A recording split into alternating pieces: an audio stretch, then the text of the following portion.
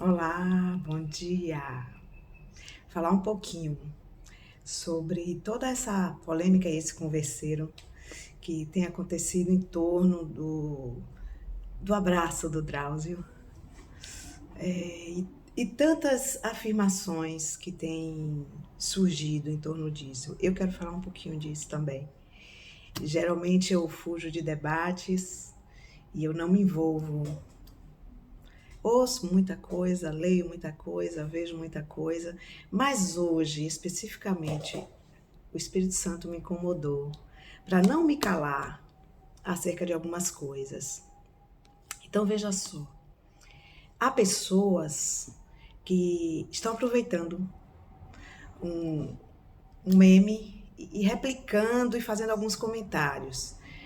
Tipo, eu prefiro um ateu do que um ateu humano, do que um cristão hipócrita e etc. Então, assim, são muitos comentários.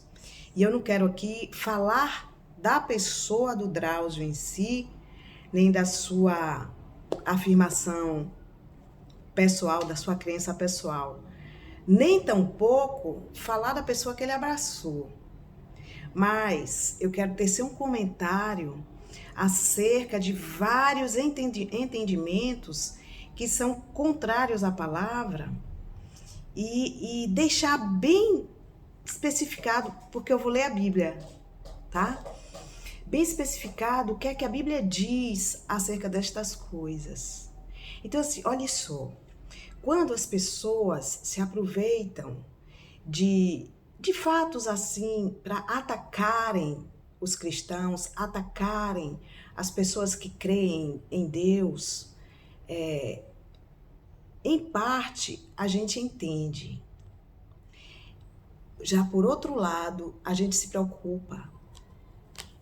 Há pessoas que são inimigas dos cristãos. Há pessoas que são inimigas de alguns cristãos. Há uma diferença nisso. Por que uma diferença nisso? Porque as pessoas que são inimigas dos cristãos, daqueles que creem em Cristo Jesus, daqueles que creem em Deus, elas são inimigas do próprio Deus. A Bíblia, ela me informa isso. Havia um homem chamado Saulo, que depois que teve um encontro com Deus, se transformou em Paulo, um dos maiores pregadores da palavra de Deus, o apóstolo Paulo, São Paulo, conhecido por alguns assim. Houve um tempo que este homem ele perseguiu a igreja de Jesus, ele perseguiu a igreja do Senhor. E em um determinado momento da vida dele, a caminho de Damasco, diz a Bíblia, Deus, através da pessoa de Jesus Cristo, se revelou a ele, derrubou ele por terra, cegou ele, literalmente, de cegueira visual, mas ao mesmo tempo também, a fim de quê? A fim de nos deixar uma lição de que, muitas vezes, para que a gente enxergue Deus e tenha temor a Ele, é necessário que a gente deixe de ver a vida com os nossos próprios olhos. Então, voltando, Jesus o derrubou por terra e perguntou: Saulo, Saulo, por que me persegues? Então, quem persegue a igreja de Jesus, persegue a ele. Quem persegue a igreja do Senhor, persegue ao próprio Senhor. Então, eu não estou aqui para fazer uma defesa da igreja, nem uma defesa do povo de Deus, porque quem nos defende é o próprio Senhor. Mas é necessário que se fale destas coisas pelo seguinte, porque a palavra de Deus diz que muitos perecem porque ignoram a palavra, porque não têm conhecimento dessa palavra. Então, quando a gente tem o conhecimento da palavra e a gente se cala, a gente está provando que a gente não ama as pessoas. Então, muitas vezes, por amor, a gente expõe a imagem, como eu estou fazendo aqui, para estabelecer o que a Bíblia está dizendo.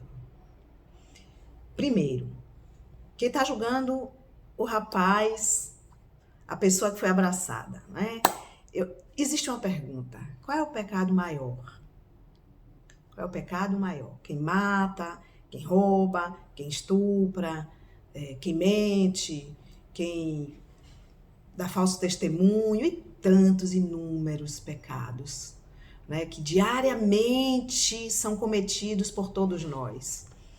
Qual é o pecado maior? O meu ou o teu? O teu ou o meu? Para Deus não há pecado maior nem pecado menor. Tudo é pecado.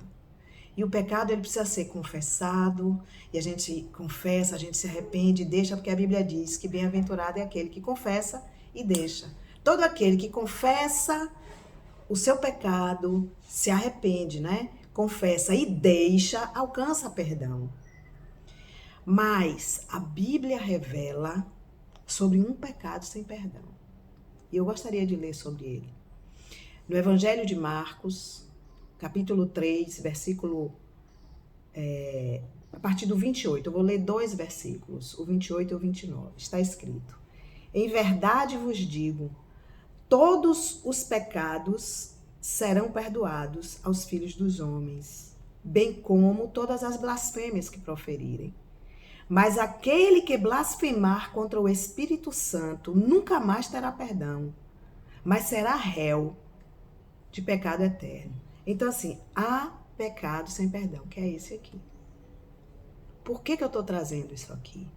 Porque quando alguém, sendo cristão ou não cristão, sendo pastor, sendo padre, defende a posição do ateísmo, está entrando numa seara muito perigosa, porque ninguém tem autorização a falar destas coisas fugindo da verdade bíblica. Então, assim, o que é o pecado sem perdão?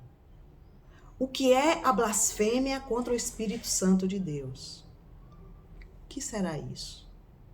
Então, é a rejeição da pessoa de Deus. Quem rejeita Deus, blasfema contra o Espírito Santo. Quem rejeita o perdão através de Jesus Cristo, rejeita o Espírito Santo.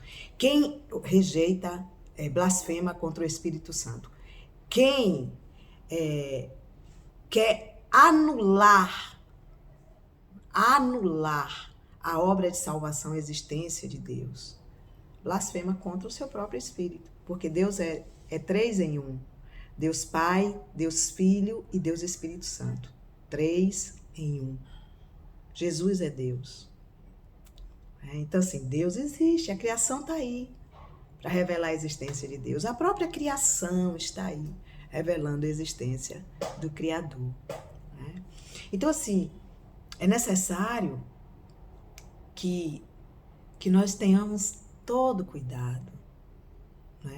Então, assim, por uma questão de empatia, você tem todo o direito de não gostar de um cristão, de 2, 300, 200, seja lá quantos que você não goste, é direito seu. Não gostar de alguém, não admirar alguém, é direito seu. É questão de empatia, nós somos humanos. Mas daí a perseguir os cristãos, daí a perseguir a igreja do Senhor, porque a igreja não é do homem, a igreja é de Deus, há uma grande diferença. E nós sabemos que há entidades que se dedicam a perseguir a igreja de Deus. Cuidado. Cuidado com os movimentos globais. Por quê? Porque naquele dia, no último dia, é através de Jesus. Somente Jesus é caminho que leva a Deus. Então, haverá um momento em que todo ser humano terá que se apresentar diante do tribunal de Deus. Ninguém vai fugir disso. Porque o juízo de Deus espera a todos nós. Ninguém vai fugir disso. Assim como ninguém vai fugir da morte. Enquanto há vida, há esperança. Então, assim, ame todos os seres humanos, porque isso é mandamento. Ame a Deus sobre todas as coisas e ao próximo como a ti mesmo. O maior mandamento, o maior de todos, ame a Deus com todo o teu entendimento, com toda a tua alma, com todo o teu coração, e ame ao próximo como a si mesmo. Amar o próximo é você respeitá-lo, É você entender que seja qual for o tipo de pecado visível que ele tenha cometido, ele não é diferente de você, ele não é diferente de mim. Amar o próximo, acima de tudo, é você não querer para ele aquilo que você não quer para você. Amar o próximo, biblicamente, é você receber Jesus e levar Jesus a ele. Enquanto há vida, há esperança. Mas ai daquele que morre sem o Senhor. O que espera, aquele que morre sem o Senhor, é a falta do perdão eterno. Então eu gostaria de falar essas palavras justamente porque a gente tem visto pessoas enaltecendo o ateu. Enaltecendo, não estou falando do Drauzio, mas assim, por querer atacar a igreja do Senhor, faz um movimento travestido de um movimento humanizado, mas com o fim de atacar a igreja do Senhor. Cuidado. Cuidado para você não ouvir do próprio Senhor. Fulano, fulano, por que me persegues? Um beijo no coração. Eu não podia me calar quanto a essas coisas, porque o Senhor, Ele cobrou ao meu coração.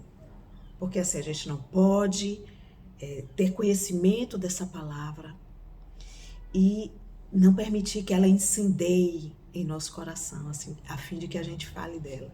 Quem vai te convencer? Não sou eu. Quem sou eu? Mas o Espírito Santo de Deus é quem convence o homem do pecado, da justiça e do juízo.